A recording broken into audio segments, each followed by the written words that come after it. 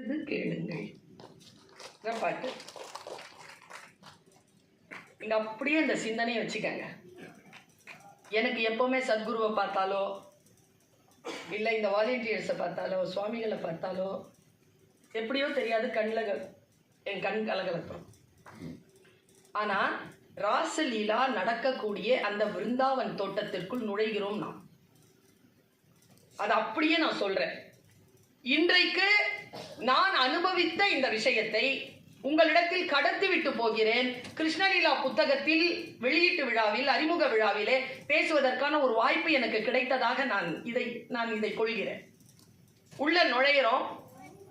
அந்த உள்ள நுழைகின்ற பொழுது அது ஒரு வீடு மாதிரி இருக்கு அந்த கோவில்.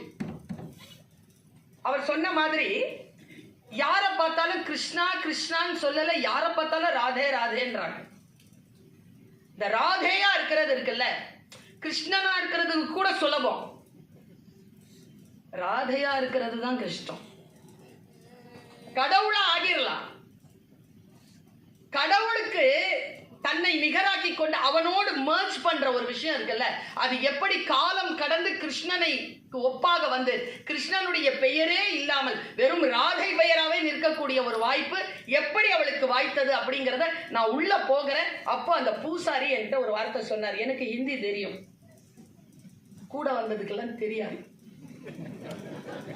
எல்லாம் தமிழ் இங்கிலீஷ்.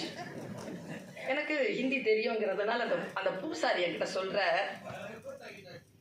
அழாதீங்க, அழக்கூடாது. வேற எப்படி? கடவுளை பார்த்தா நமக்கே அந்த பொங்கி ஆனந்தத்தால கண்ணீர் வந்துருமே, மனசெல்லாம் அப்படி பிடிச்சி உரிக்கிறோமே, எப்படி அழாம? ஒண்ணுதான் விருந்தாவனுடைய ரகசியம், இதை நீ புரிந்து கொள். அந்த பூசாரி சொன்னதையா என்னன்னா, நீ எதை விருந்தாவனத்தில் தருகிறாயோ அதை இரட்டிப்பாக பெறுவாய். அப்போ என்ன செய்யணும்னா, கூத்தாடு, ஆனந்த கூத்தாடு, மகிழ்வு. எவ்வளவு மகிழ்ச்சியாக இருக்க முடியுமோ அந்த ராதை முன்னாலும் அந்த கிருஷ்ணன் முன்னாலும் நீ எவ்வளவு மகிழ்ச்சியாக இருக்கிறாயோ அதை விட 100 மடங்கு மகிழ்ச்சி அவர்கள் உனக்கு தந்து கொண்டே இருப்பார்கள்.